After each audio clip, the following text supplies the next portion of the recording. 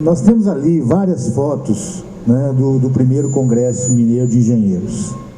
Será que a gente pode resgatar alguma coisa sobre isso? Sobre a história do Congresso? O Congresso se deu também num período assim muito grave, né? Do chamado desemprego do engenheiro, da crise da engenharia.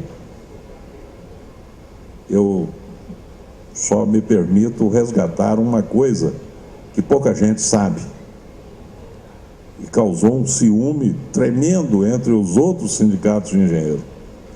Na saída lá do prédio da Escola de Engenharia, que era onde estava sendo realizado o Congresso,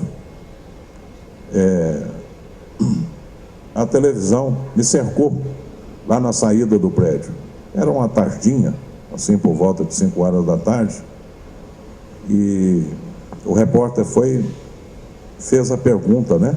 Pergunta clássica: como é que está o desemprego entre os engenheiros? E eu fui e respondi que a gente não tinha uma precisão no número, mas era da ordem de 18%, enquanto o desemprego da massa trabalhadora era de cerca de 12%. E que nós estávamos fazendo aquele congresso para tentar encontrar uma saída, né? Uma resposta dos engenheiros para a sociedade. Como é que a gente ia sair daquilo ali? E então, é claro, a entrevista foi curta, né? Porque entrevista de televisão. E essa entrevista foi editada. No final da noite, né? Apresentava o Jornal Nacional, que era o jornal mais assistido, né, na população brasileira, e aparece lá o Luiz Vasconcelos falando sobre o desemprego de engenheiro e como é que a gente estava tentando encontrar a coisa. O sujeito que era o apresentador da notícia, nessa época, era um jornalista que hoje trabalha na Band, né, faz comentário econômico, Joelmir Betting. Então, no trejeito peculiar dele, depois que eu falo, né, aparece a minha pessoa falando, dando uma entrevista em nível nacional, ele vira e fala assim: é isso aí. Na hora que ele falou é isso aí, os outros sindicatos de engenheiros do país inteiro e mais a Federação Nacional de Engenheiros ficaram tremendamente enciumados, porque eles nunca tinham dado uma entrevista para o Jornal Nacional. Nosso sindicato de engenheiro, com um pouco mais de 1 ano e pouco de gestão, já estávamos dando entrevista para o Jornal Nacional.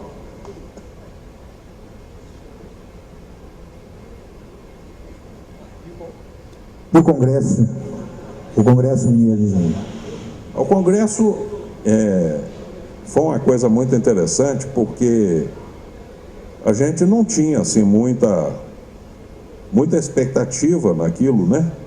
Mas nós conseguimos realizar um congresso com uma participação de mais de 500 pessoas, né, em Belo Horizonte, e trazendo engenheiros praticamente das grandes cidades de Minas Gerais, aqui compareceram e ficaram aqui por cerca de 3 dias, né, discutindo todas aquelas questões. É claro que o encaminhamento das diversas discussões não dependia só do Sindicato de Engenheiros, mas aquilo que nós nos propusemos a fazer, né, que foi discutir a questão da engenharia, do desemprego, aquilo foi conseguido, né? A gente conseguiu produzir documentos, né, e encaminhar as pessoas que deveriam tomar providências em cima daquilo.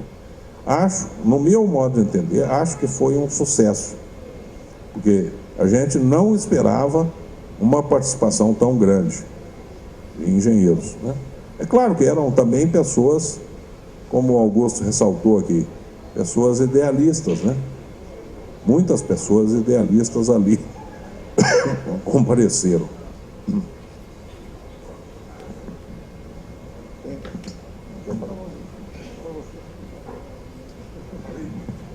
Isso, por favor.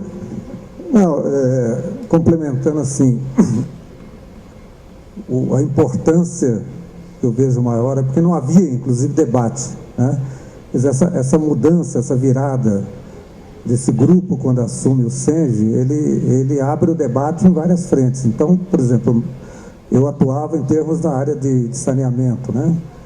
Existia um Plano Nacional de Saneamento, uma política muito restrita do governo federal naquela época, e que havia uma série de críticas, né, ao modelo. Então, foi a primeira vez que os sanitaristas, por exemplo, alguns de Copasa, eu me lembro que uma das mesas foi a de saneamento, que eu tive uma polêmica muito intensa com o presidente da Copasa na época, e os próprios engenheiros da Copasa acharam um absurdo, porque não se questionava a autoridade naquela época, entendeu? Não se questionava um presidente de uma companhia sobre determinados aspectos da política, por exemplo, de saneamento no Estado.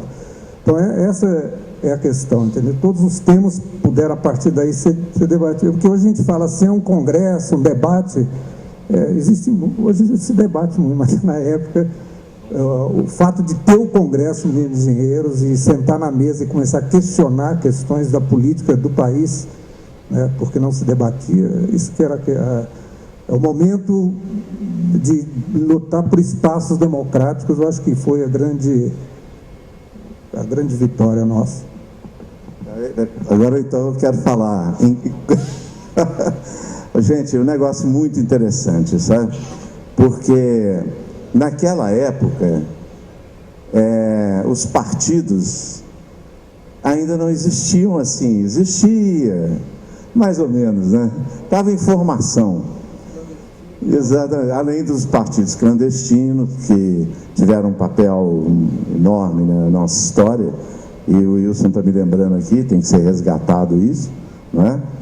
Mas a verdade é o seguinte, o sindicato foi um polo aglutinador, naquele momento, não só do que diz respeito a uma atuação sindical, no que diz respeito ao mercado de trabalho, as relações trabalhistas, emprego, salário e tal, mas também era um fórum político de discussão das ideias, né? Então as pessoas também vinham atraídas por isso, porque queriam uma militância e não havia espaço para essa militância. E o sindicato proporcionava esse espaço de reflexão que já foi colocado aqui pelo Luiz, não é? Bom, mas eu acho que esse negócio era um negócio assim, muito interessante, porque foi um momento que precedeu, inclusive, a estruturação partidária no país, não é? Depois é isso que a gente viu, né? Muitos partidos se formaram, que hoje, como se diz, né? Tem muitas tendências, mesmo vários partidos são uma frente, outros não, né? Mas, na verdade, nós chegamos no momento em que é um momento mais fácil de dividir do que somar. E naquele momento, nós todos somávamos intensamente, e isso foi o que nos levou a esse sucesso, na minha opinião.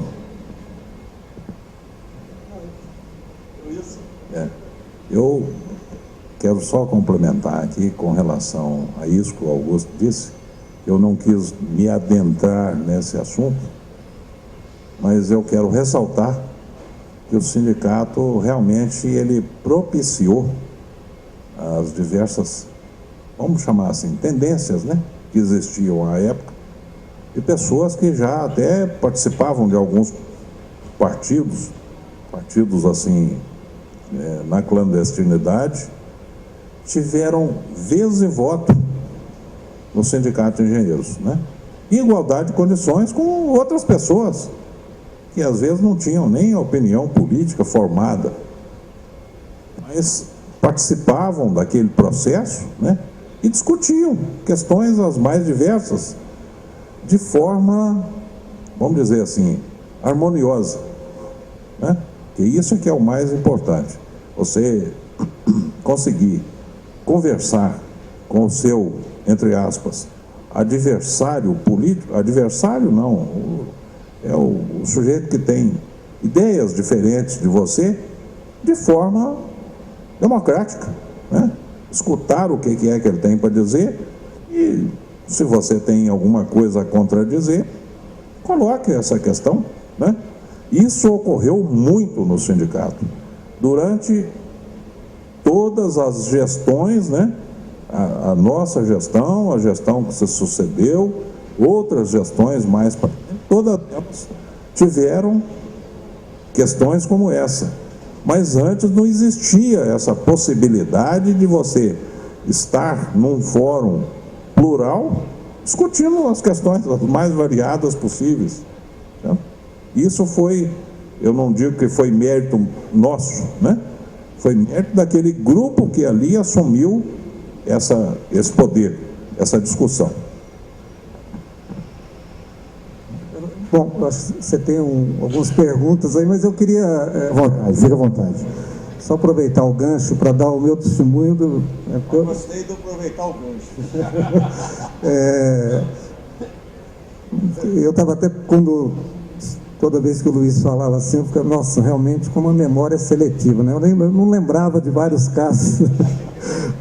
E a minha experiência... Ele leu tudo.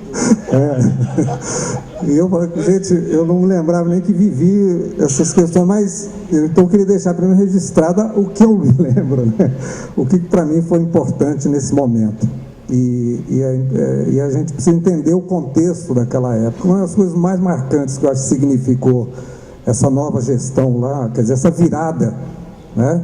Porque o Luiz deu testemunho, quer dizer, o fato da gente ter que enfrentar o delegado do trabalho, que assumir na marra, quer dizer, foi uma virada. Agora, a virada foi, acho que no conceito do próprio, da visão do engenheiro dentro do movimento social, porque foi a partir dessa inserção que nós conseguimos inserir o SENGE na luta sindical, porque naquela época ainda não existia CUT, não existia as centrais sindicais, né?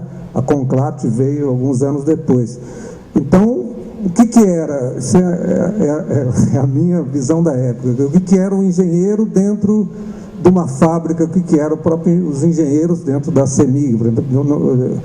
E o SENGE começou a facilitar, começou a abrir as portas para o diálogo com o Sindeletro, com as categorias majoritárias, né?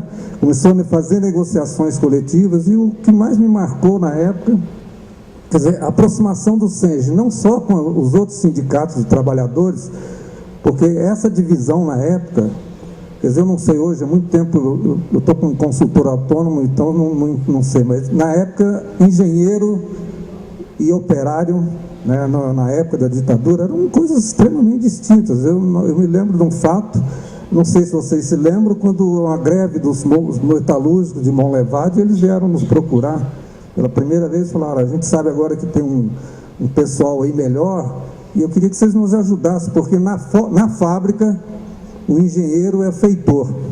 Nós temos engenheiros lá armados para tentar furar a greve.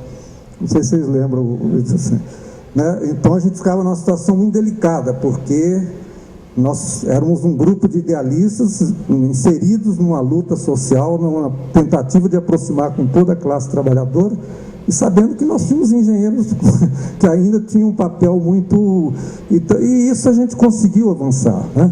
E daí para frente o SENGE, né, quer dizer, essa incorporação em todas as grandes empresas, houve essa coisa que não existia, né? Negociação de engenheiro era uma coisa, negociação dos eletricitários era outra coisa, era um mundo. A gente não eram trabalhadores realmente, acho que isso aí foi para mim a coisa mais marcante da nossa época. E além disso, o movimento social, porque existia na época, por exemplo, o movimento dos bairros, né? O Jornal dos Bairros, quer dizer, a gente do SENGE procurou se aproximar das associações de moradores, fazemos até trabalhos voluntários e tal, quer dizer, e acho que contribuiu muito para que o movimento social da época, né, na luta contra a ditadura, começasse a ver o engenheiro de uma forma melhor, diferenciada. Ok. Nós estamos chegando no nosso limite, mas foram comentadas algumas questões que mostram claramente situações que existiam na época da posse dessa gestão e que hoje tem uma conotação diferente. Não existia debate, hoje tem até demais, né? Não existia partido, hoje tem até demais. Tinha inflação demais, hoje tem de menos. Quer dizer, toda essa transformação que, com certeza, vocês, por essa melhoria do país, para a qual, com certeza, vocês contribuíram, de certa forma, gera novos desafios para o movimento sindical. Por incrível que pareça, a falta de inflação prejudica a negociação coletiva. A falta de inflação, a inflação pequena prejudica a negociação coletiva. Mas, enfim, o que eu estou querendo dizer é que vocês e outras gestões puderam contribuir para que vários avanços democráticos fossem obtidos no país, no Estado, na engenharia. E, para concluir, eu gostaria que falasse um pouco a respeito de dos que é mais significativo, que é justamente a questão das eleições diretas no CREA. O processo de eleição, eu acho que a gente estava tão imbuído, né, em eleições democráticas, que não era só a eleição no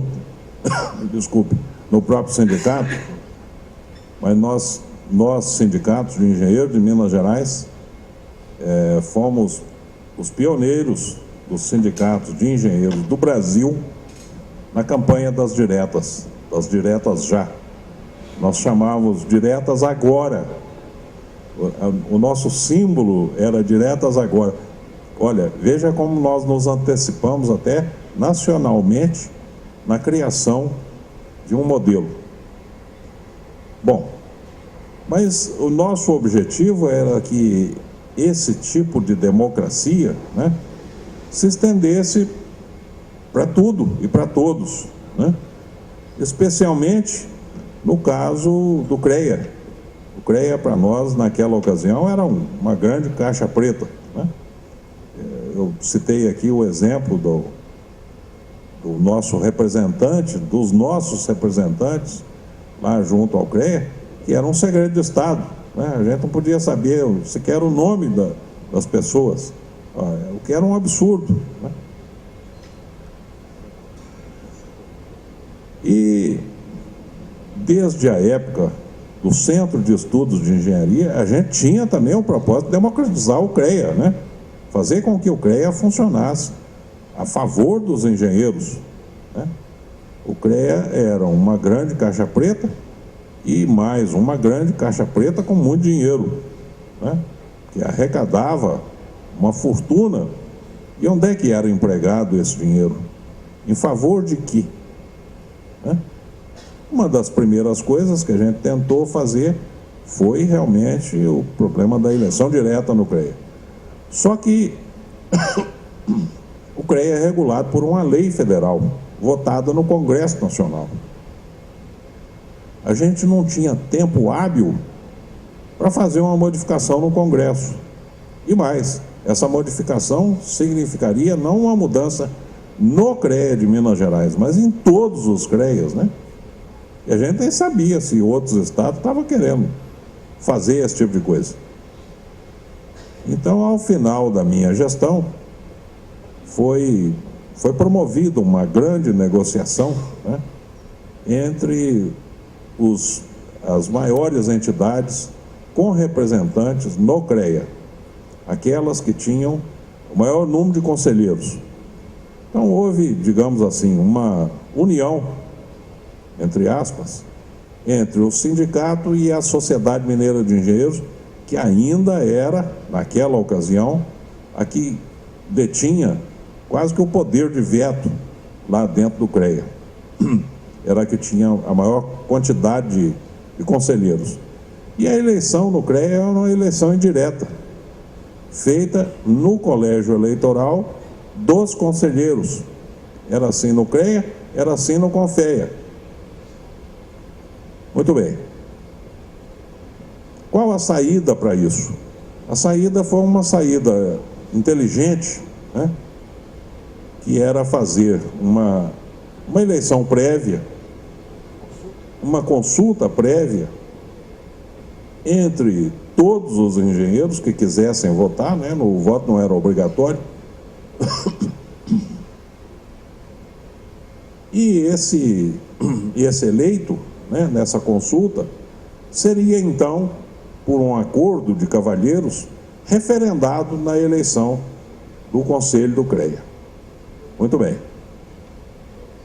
Mas aí havia um embate político, né? Porque o sindicato tinha os seus candidatos. A Sociedade Mineira de Engenheiros, consequentemente, também, os seus interesses. A primeira questão, e eu vou falar aqui agora sem medo de estar falando, jogando confete e ficando embaixo. O candidato natural para aquilo seria eu, Luiz de Vasconcelos, porque eu estava saindo do sindicato. O Augusto já estava empossado como presidente do Sindicato de Engenheiros. E eu já não tinha mais importância no processo sindical. Mas eu teria importância, sim, na modificação do CREA. E sem falsa modéstia, pela atuação, né, pelo conhecimento que a gente tinha naquela ocasião, pela divulgação do nome da gente, eu seria um candidato natural. E mais, um candidato com grandes chances de ganhar a prévia. O pessoal da Sociedade Mineira de Engenheiros assim entendia. Eu era, entre aspas, um perigo. Porque se eu entrasse lá, eu ia adotar os mesmos procedimentos que a gente tinha adotado no sindicato, né? A democratização. Então eles alijaram o meu nome. Eles aceitavam fazer um acordo com o sindicato, desde que eu não saísse como candidato. Então, claro, eu não tinha veleidade nenhuma de ser presidente do CREA. Muito bem, que assim seja. Mas aí eles vieram com um outro argumento, que era que o candidato de união seria um candidato indicado por eles. Ora, a força emergente na engenharia era o sindicato, não era a SME. Eles, circunstancialmente, tinham um número maior de conselheiros, mas era só isso. Eles eram uma voz apagada na engenharia e no círculo de engenheiros. Nós, ao contrário, não. Nós éramos a força que ditava as regras. Aí eles não aceitaram esse tipo de coisa. E nós, muito menos, os candidatos que eles estavam impondo, que eram candidatos sequer de transição, eram candidatos de simplesmente resguardar todo aquele passado de 50 anos do CREA, etc., né? Nós não aceitamos esse tipo de coisa. Aí, então, a saída nossa foi escolher um candidato neutro.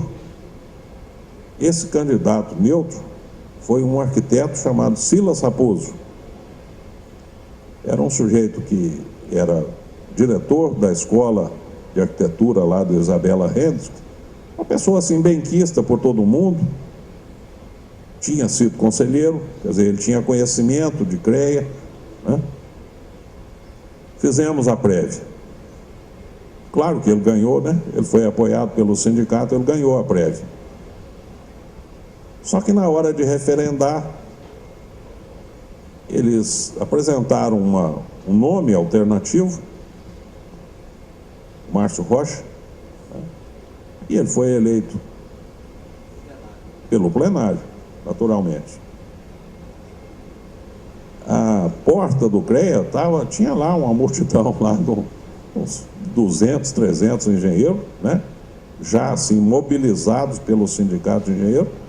Aqueles conselheiros foram vaiados.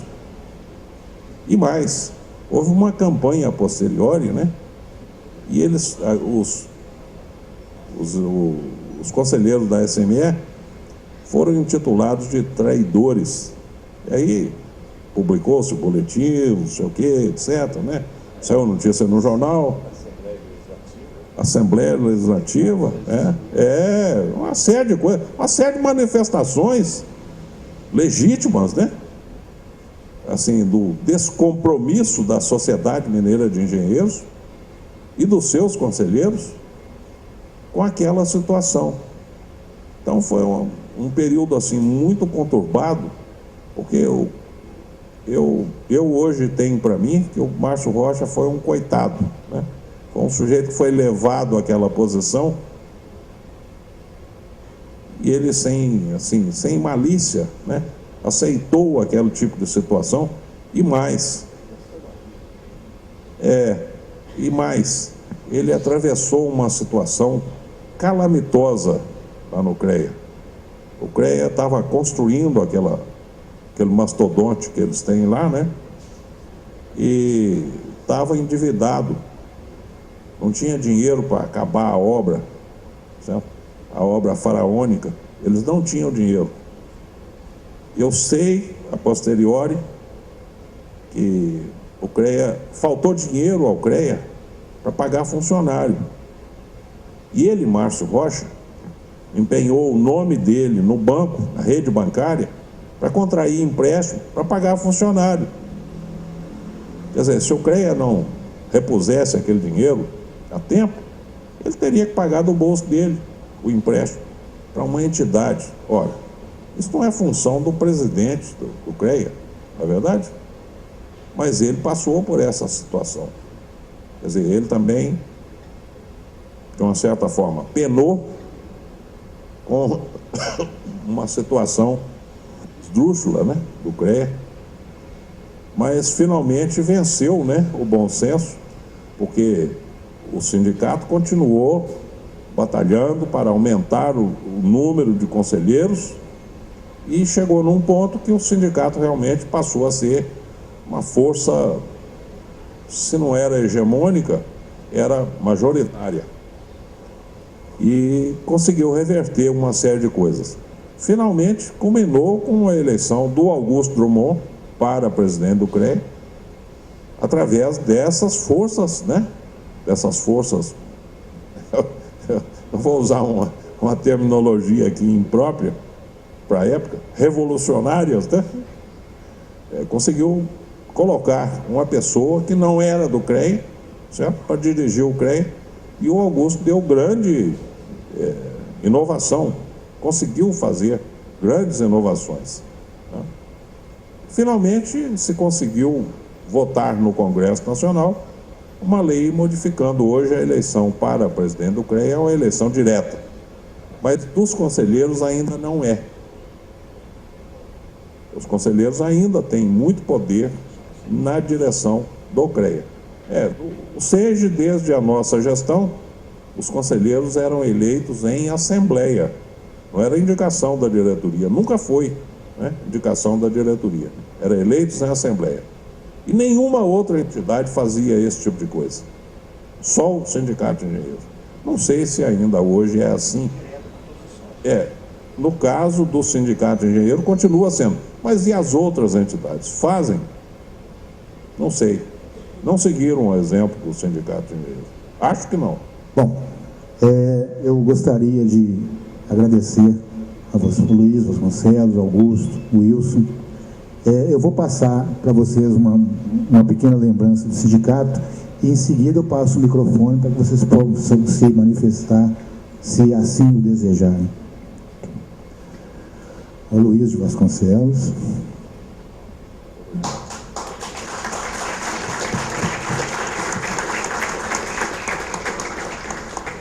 Augusto. Wilson.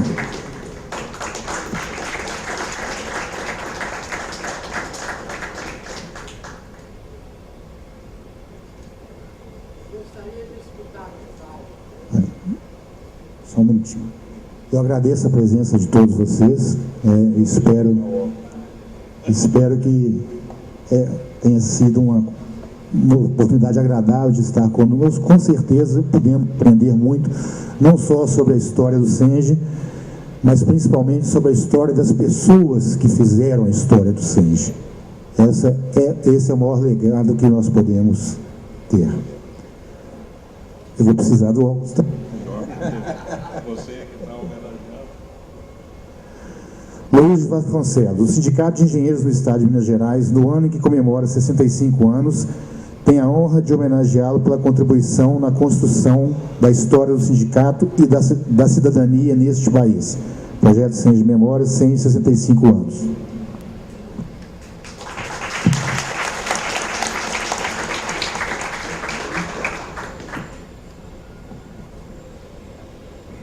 Eu não sei se estou falando em nome de todos, mas, em primeiro lugar, eu quero agradecer essa homenagem, né, porque a gente não espera, a gente faz um trabalho, mas não espera a homenagem.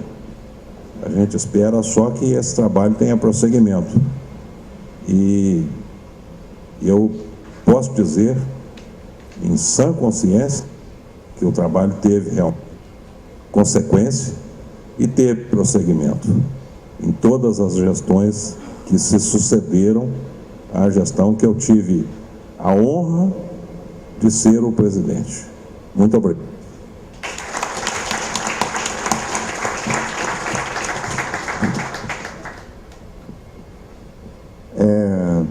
Bom, eu vou me unir aqui ao Luiz nesse agradecimento ao sindicato pela homenagem que o Luiz falou, né? Retrata muito bem o espírito com que a gente hoje recebe essa homenagem, né? E agradecer também pela oportunidade de estar encontrando aqui os velhos amigos. Tem uns amigos assim que eu estou vendo de longe, assim, mas nós vamos ter oportunidade de estar pessoalmente com eles, né? E aí, presidente, é muito bom, viu, chamar essa velharada toda aqui para se reencontrar aqui, né? Porque, na verdade, a gente... ocorre muito, né? Nós dedicamos os melhores anos da nossa vida ao sindicato. E isso é um negócio muito importante, não é? Porque, às vezes, não ocorre comigo, mas em muitos casos deve ter ocorrido, né? Mas o que esse pessoal tem na cabeça que, em vez de ganhar dinheiro, eles estão aí trabalhando por uma causa, porque acreditam nela, não é? Então, realmente isso aconteceu, gente. Eu acho que eu não me arrependo de nada. Os melhores anos da minha vida eu dei para o sindicato e para o CREA, e é uma honra poder estar aqui hoje revendo estes amigos, como o Wilson está aqui ao meu lado, né? Satisfação enorme em revê-lo. Não é só ele, mas outros que vieram depois, como Flávio e outros, enfim. Então, gente, muito obrigado por essa oportunidade de confraternizar com vocês.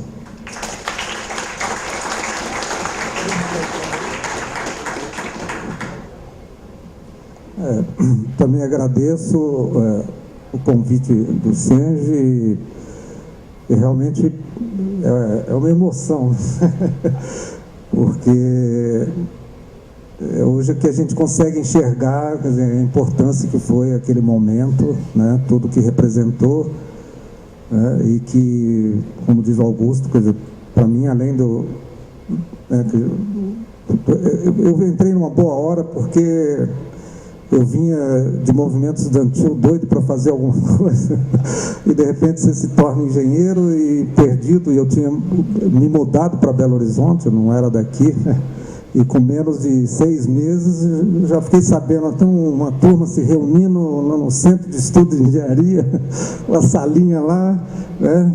E a gente, como foi dito, a gente fazia política, mas era uma política que tinha que ser escondida, né? E de repente a gente descobria, falou, poxa, parece que tem outros engenheiros querendo, outros engenheiros comunistas, outros engenheiros... E realmente a gente se aglutinou, né? Mas não eram, nós tínhamos realmente pessoas, acho que todas as tendências políticas clandestinos ou legais de ter, na época, MDB, só não tinha ninguém da Arena na época, não, né? Mas todos estavam lá dentro e foi um espaço, né? Foi um momento de respirar de poder saber ver, pelo menos para mim, dizer assim, bom, estudo engenharia, uma salinha lá, né? E a gente, como foi dito, a gente fazia política, mas era uma política que tinha que ser escondida, né? E de repente a gente descobria e falou, poxa, parece que tem outros engenheiros querendo, outros engenheiros comunistas, outros engenheiros... E realmente a gente se aglutinou, né? Mas não eram, nós tínhamos realmente pessoas de, acho que todas as tendências políticas clandestinas ou legais, de P na época, MDB, só não tinha ninguém da Arena na época, não, né?